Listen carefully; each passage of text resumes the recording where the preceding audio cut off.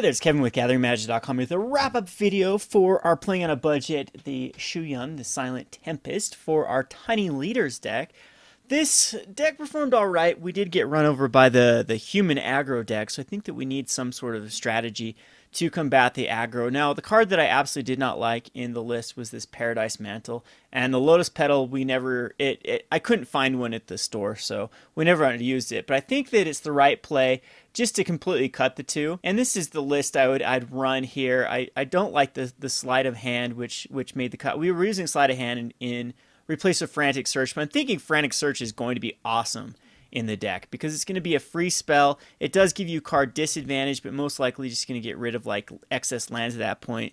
You get to draw 2 cards and discard 2 cards and then untap 3 lands. Now, again, I didn't get to see the is it Boilerworks, which I think with the Frantic Search and the Snap gets a lot more powerful. Now, all in all, I think that Reckless Charge wants to be in this deck as well as another way to pump up a creature. I was finding it hard to deal that perfect double strike damage, and a card like Reckless Charge gives +3/+0 and the ability to flash it back. Seems like it's very, very powerful in the deck. So this is the list I would run at this given moment. And again, the sideboard is completely up to interpretation and what you think that your metagame is going to bring. But I had a lot of fun with Tiny Leaders. Let me know in the comment section what you think about Tiny Leaders, what any of the improvements you'd make this deck. Now, of course, with Shuyun, you do have access to all of the white spells, so cards like Lightning Helix. I'm sure there's just a ton of cards out of white, either white blue or white red. Like I even thought about Meddling Mage could go in the sideboard. A lot of hate cards from white can actually go in the sideboard. But of course, if we're going to go into yet another color, I don't think that this would quite be a budget deck. Now, one of the problems I am having, I'm going to critique the format a little bit.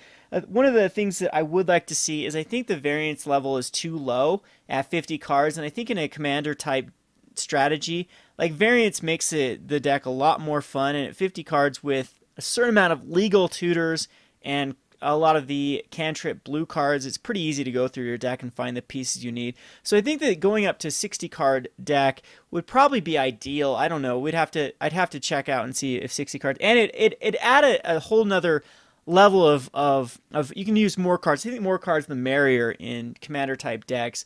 And then I really suggest at least a 15 card or a 20 card sideboard because there's just too many strategies that are going to be degenerative, kind of unfair strategies that you're going to have enough sideboard to kind of hit out those strategies. I would have loved to seen some specific more cards against like my opponent playing that burn type strategy, like having access to more enchantment hate in white with this deck would be great.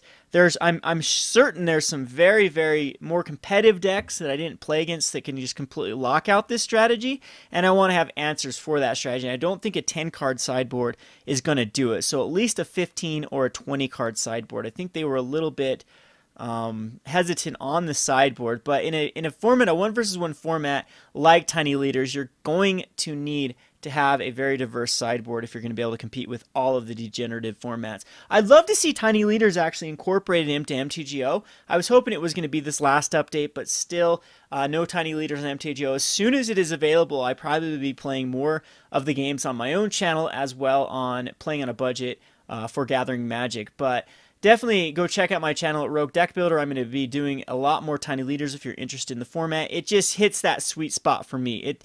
I love fresh formats. I love creativity, and this is a new format that I haven't tapped into yet that has just so much potential that I can build a ton of different decks with. So I'm gonna play this until I get kind of bored of it. And I'm hoping that, again, that it gets embraced by the community and we can actually see some competitive play with the Tiny Leaders. Because what this has over Commanders is a 1-versus-1, again, which is right up my alley. A lot of times what happens when I join a Commander game is I already have the threat already, marked on my head that I am a threat and must be, taken care of. So, and I personally, I'm not the most casual player. I love competitive gaming.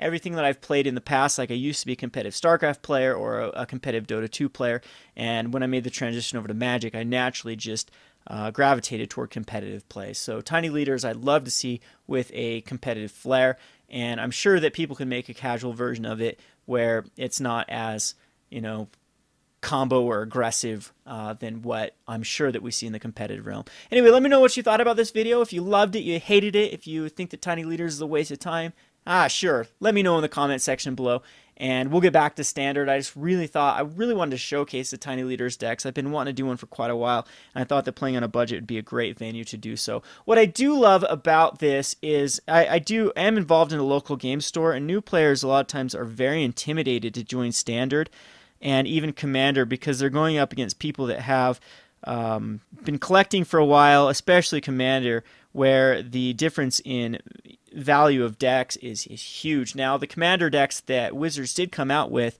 were very powerful, and you could get in for what, 20-25 bucks, but it still couldn't compete with like a person that's deck that has been going on for quite a while. And I still like, again, even new players. I think the 1 versus 1 formats are very appealing to new players, as it's not as chaotic as a full Commander game where there's just so many interactions going on, or time consuming like a normal Commander game. So what I like about Tiny Leaders is the 50 card deck, and the converted mana cost 3 or less kind of limits the options, and you can actually build decks that are decently competitive for quite cheap.